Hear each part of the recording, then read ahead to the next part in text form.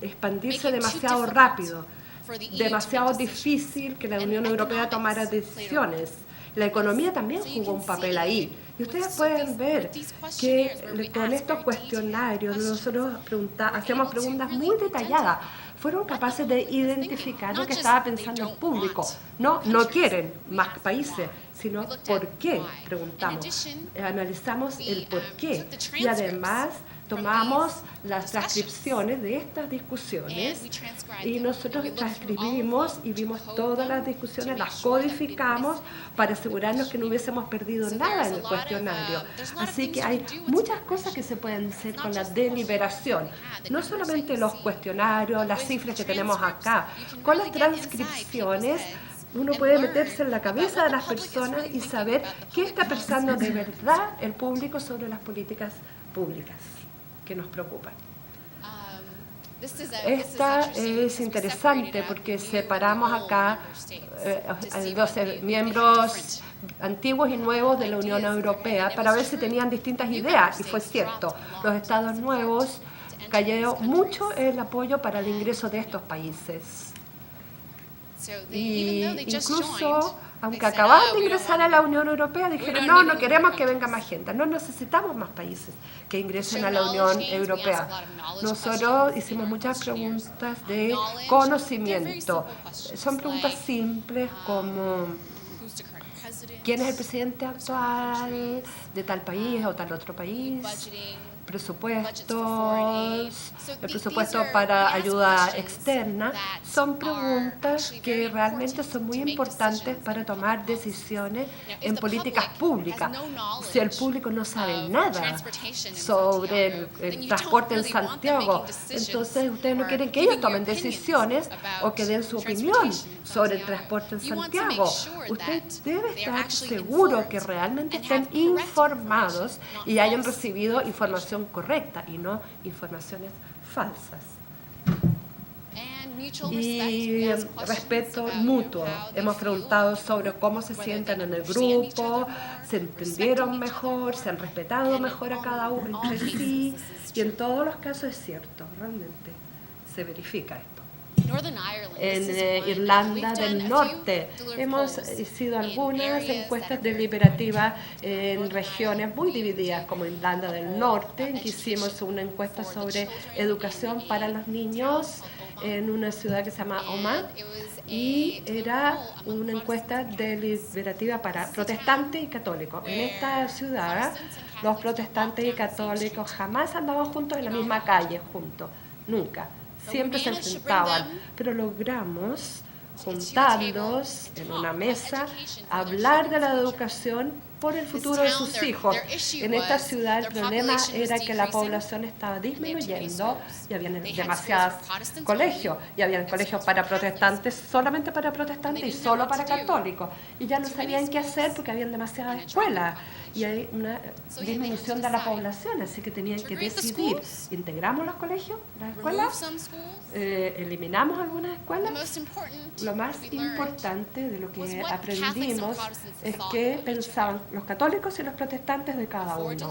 Antes de la deliberación, los protestantes estaban más abiertos a razonar, antes 50%. Católicos dispuestos a razonar, confianza, todo creció. Y esta es una ciudad, y ustedes todos saben de la historia entre católicos y protestantes en Irlanda del Norte, donde la idea es que uno nace con este odio y es casi imposible de cambiar la opinión entre católicos y protestantes. Pero hubo un pequeño cambio después de la deliberación. No esperamos en el centro que las personas pasen de 0 a 100 en un fin de semana, pero lo que queremos hacer es solamente que ellos en la discusión se amplíe un poco la mente para que las personas puedan ver lo que piensa el otro al lado. No necesariamente estar de acuerdo con ellos, pero sí entender lo que está diciendo el otro, el adversario. Por lo tanto, cuando se toma decisiones, cuando el gobierno toma decisiones, no tienen que decir, es una decisión espantosa, sino, bueno, entiendo por qué se tomó, entiendo por qué la complicación es esta, y entiendo que hay que hacer llegar a un acuerdo. Y de eso es lo que intenta hacer la deliberación. Política educacional. Podemos ver los cambios en la educación, que según el tipo, iban a retener tipos de escuelas, conocimiento también, que sabían, gran aumento, 54% en una de las preguntas, aumento el conocimiento. Ahora, Grecia. Esta es la primera encuesta que se usó para seleccionar un candidato. La verdad que fue un gran avance. El partido más importante de la oposición, el PASAK en Grecia, decidió usar esta metodología para seleccionar un candidato para el alcalde en una ciudad en Grecia. Y lo que ellos hicieron, habían 6 candidatos del mismo que el partido quería que el público decidiera el candidato. Habían plataformas, distintos temas de los candidatos, tenían material ahí de información. Y lo que ocurrió fue que las personas seleccionadas, la persona seleccionada, al término del proceso, 80% de los participantes no conocían al señor Alexandris. El 80% no tenía idea de quién era esta persona, pero las personas lo seleccionaron basados en sus políticas. Es la única explicación posible, porque no conocían el nombre, no porque se vestía más bonito, mejor o porque era muy buen mozo, sino por las políticas que él había presentado, sus proyectos. Y es la primera vez que un partido decide hacer así. Es un contraste enorme en Estados Unidos, donde tenemos primaria y uno no tiene idea qué es lo que pasó en las discusiones. En algunos partidos políticos ni siquiera le dicen cómo se selecciona un candidato. Así que tener esta transparencia del partido más importante, uno de los partidos más importantes de Grecia, realmente fue sorprendente. Y ahora que hemos hablado de las cosas buenas de la deliberación, no podría irme sin compartir con ustedes algunas de las críticas sobre la deliberación. Han habido críticas y gente que cree que la deliberación no es buena para la democracia. Gente que cree que es más bien dañina para la democracia, la deliberación. Hay algunos argumentos sobre, por ejemplo, participación.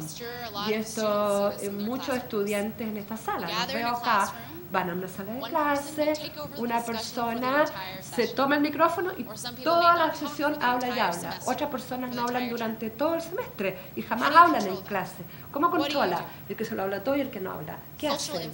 Influencia social. Mujeres y hombres hablan lo mismo, se expresan igual. La educación tiene un rol. Su clase social tiene un rol, polarización. Hay un abogado muy famoso, Katz, que dijo que las personas de pequeños grupos tienden a polarizarse. La mayoría del grupo empujará las opiniones hacia un lado. En lugar de tratar que el grupo hable entre sí, van a empujar. Y esto saca la evidencia de los sistemas de jurado en Estados Unidos, donde hay una persona que modera el grupo. Y luego, de alguna manera, hablan los jurados, pero normalmente la persona seleccionada es hombre, blanco, universitario, y es normalmente así, que es el que lleva la voz cantante en los jurados. Ahora, ¿cómo hicimos para esta?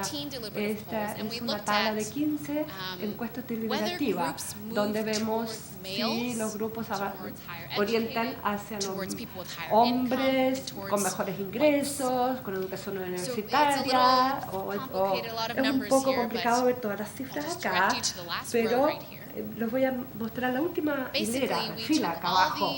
Nosotros sacamos todas las cifras y las preguntas que teníamos y tomamos la posición o el cargo de los hombres antes, la posición del hombre antes de la deliberación.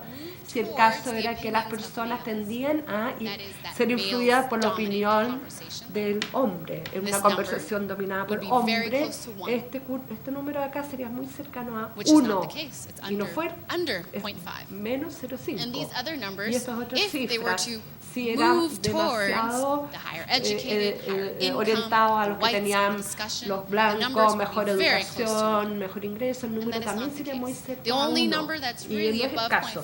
El número